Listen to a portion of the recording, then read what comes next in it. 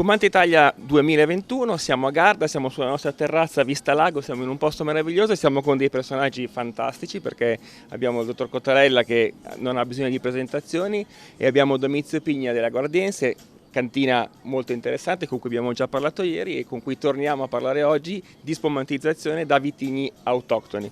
Cottarella, come mai la falanghina per fare un grande spumante? Metodo classico, quindi neanche uno spumante veloce da aperitivo. Perché è un vitigno particolare. Pochi vitigni italiani come la falanghina riescono a dare prodotti da uno spumante metodo scialmalungo a un metodo classico, a un vino diciamo di primo servizio, a un vino di grande invecchiamento. Noi abbiamo una falanghina vecchia di 10 anni fantastica, non l'abbiamo più vecchi perché 10 anni fa abbiamo cominciato a fare questa sperimentazione alla Guardiense fino al Passito. Quindi è un vitigno che si... Versatile, è uno chardonnay degli autoctoni. Forse anche più dello chardonnay. Addirittura. Sì, perché lo chardonnay, per esempio, un Passito con lo chardonnay lo vedo male, no? E poi c'è un aspetto molto molto interessante che si fa condizionare per fortuna molto molto pesantemente dal territorio. Ma quando dico territorio non dico da una regione all'altra, all'interno della stessa regione, di una stessa azienda, di uno stesso comune. Io seguo la campagna di diverse aziende dove vicino al mare, un po' distante dal mare, all'interno come la Guardiense, ed ognuno non soltanto ha un carattere diverso gustativamente, ma addirittura prende una morfologia diversa il grappolo. Quindi questa sensibilità al territorio, clima, terreno e persone, perché nel caso della Guardiense le persone forse hanno più influenza del territorio e del clima, fa della falanghina un vino così eclettico che dà spazio a noi enologi a qualunque fantasia da applicare poi in maniera positiva nel vigneto. Una bellissima palestra, potete sperimentare. Per me la Guardiense è stata e sarà una palestra. E detto da lei che insomma di esperienza sulle spalle di grandi Sì, ma lì aziende. non lo so perché, io lo so ma non lo dico, c'è un motivo particolare, mi fa propendere per una disponibilità materiale, immateriale, morale, fisica totale. Di persone anche. Maggiormente. Come? Domizio Pigna. Quindi il progetto della falanghina spumantizzata nasce 10 anni fa, ho capito bene? Come è nato?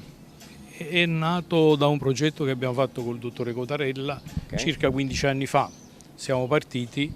Sì, perché i tempi poi sono sempre dilatati quando si parla di... Sì, è cominciato 15 anni fa, ma i primi risultati sono venuti fuori 10-15 anni fa. Sì. Poi praticamente, come diceva il dottore prima, è un'evoluzione, tutto un provare, vedere. Poi noi siamo grandi produttori di falanghina, quindi oltre a fare degli spumanti di falanghina che abbiamo visto si prestano molto anche all'invecchiamento, abbiamo anche dei vini fermi che stanno dando qualche gratificazione ai soci, a noi, al dottore, un po' a Ma tutti. ve lo aspettavate di trovare nella falanghina 15 anni fa, quando avete iniziato, ve lo aspettavate di un successo del genere, di uno spumante così interessante? Oppure è stata una sorpresa anche per voi? Per me è stata una sorpresa. Anche per noi è stata una sorpresa, piacevolissima, ma è stata una sorpresa, insomma, perché tra l'altro l'evoluzione nel tempo ci sta dando diciamo ragione, e qualche giorno fa abbiamo fatto una verticale di falanghine ferme dove abbiamo visto che c'è un'evoluzione straordinaria praticamente.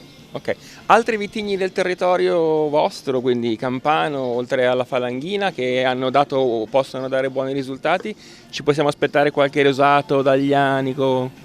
Dei rossi l'aglianico sicuramente, insomma. Se sentiamo il dottor Cottarella sul... Il Presidente come sempre è un po' modesto, perché lui sa benissimo che abbiamo fatto una sperimentazione di Greco, che abbiamo degustato proprio qualche giorno fa con tanti giornalisti, consumatori, che ci ha sorpreso ancora più della falanghina. Come sai il Beneventano diciamo, è conosciuto come terra della falanghina, il Sannio diciamo, no? Come terra della falanghina, ma è una diminuzione. A volte quando diciamo un territorio è vocato lo diciamo senza cognizione di causa, ma maggiormente quando diciamo che non è vocato. Bisogna sperimentare. Cioè quando dico che questa cantina è una palestra che vive di luce riflessa da un orgoglio di chi abita questo territorio a non lasciare niente di intentato per dare visibilità a chi abita questo territorio. Quindi oltre alla falanghina abbiamo il fiano, ma abbiamo il greco, questo 2015 che abbiamo presentato, è un greco da spellarsi le mani dal piacere, il rosato e l'aglianico. Sull'aglianico dobbiamo ancora lavorarci, come sulla falanghina. Come tu sai, il Beneventano, il Sannio è una zona meno calda rispetto alla Riviera, certo, alla Domiziana, diciamo al Salentino. E anche con suoli diversi, no? Con suoli diversi, è circondato da montagne, per cui diciamo... È quasi quasi fresco. È meno, diciamo, visto meno caldo non rispetto alle altre cose. Per cui dice, ma il greco non può venire bene. Altre conclusioni, no? Dogme che stiamo smontando. Questo però, guarda, io torno a ripetere, tutto ciò che si scopre, cioè il Sannio è il Sannio da sempre, nessuno l'ha cambiato, Nessuno ha portato le murge lì a protezione, no? Del territorio. La falanghina sta lì da sempre, penso, no? E insomma, se oggi qualcosa è cambiato, molto è cambiato, si deve soltanto alle persone che abitano questo territorio. In quel caso, io seguo oltre 100 cantine nel mondo, lo dico ai 420, chi si offende, non ha importanza, mai trovato un popolo così radicato alle sue tradizioni, attaccato ai valori di chi abita, dei terreni, dei prodotti. Quando trovi questa volontà a non rassegnarsi a un ruolo di comparsa da parte dei produttori, per noi enologi è uno spasso. Certo. È un terreno talmente fertile che non ci fermiamo mai, certo, dobbiamo sempre andare avanti. certo. Quindi il Sannio ha dato tanto, ma sicuramente meno di quello che potrà dare nei prossimi anni.